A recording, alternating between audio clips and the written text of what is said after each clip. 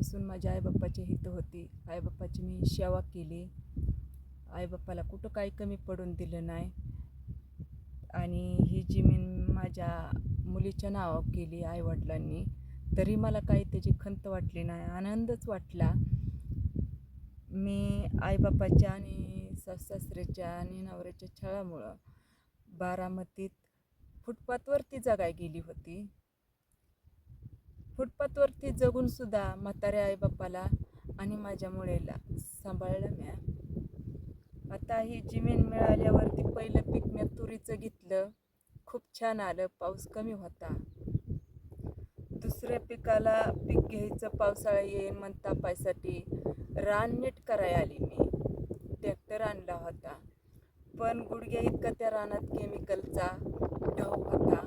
Tractor निघून गेला, मला रान नीट करता नाही आलं. मी साईडला थांबली, तोपर्यंत टँकर आला केमिकलचा भरून. मग त्या केमिकल टँकर ड्रायव्हरला मी हाणलं. त्यानं आपला मालक जितेंद्र न्यामाडे या नावाचा माणूस तिथं बोलवून घेतला. त्यानं ही रान तुझं सगळं पिकेपर्यंत, सगळं रान पिकेपर्यंत तुझी मदत करेन असा मला शब्दही दिला आणि ही तिथंच मिटावलं.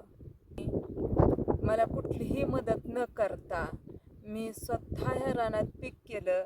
ह्याच्यात मी कांदा पेरणी केली. ह्याच्यात कुठलाही कांदा उगवला नाही व गवतही उगवलं नाही. माती दिसतच असेल तुम्हाला, पूर्ण केमिकलने खराब झालेली.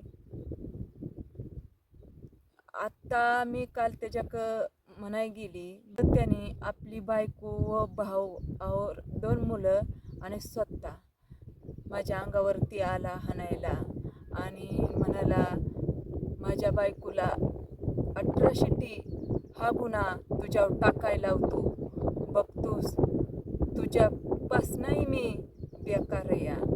मग इतकं जर अन्याय अत्याचार माझ्यासारख्या फुटपाथवर जगणाऱ्या गरिबावर होणार असेल तर मी मेलेलं चांगलं नाही का?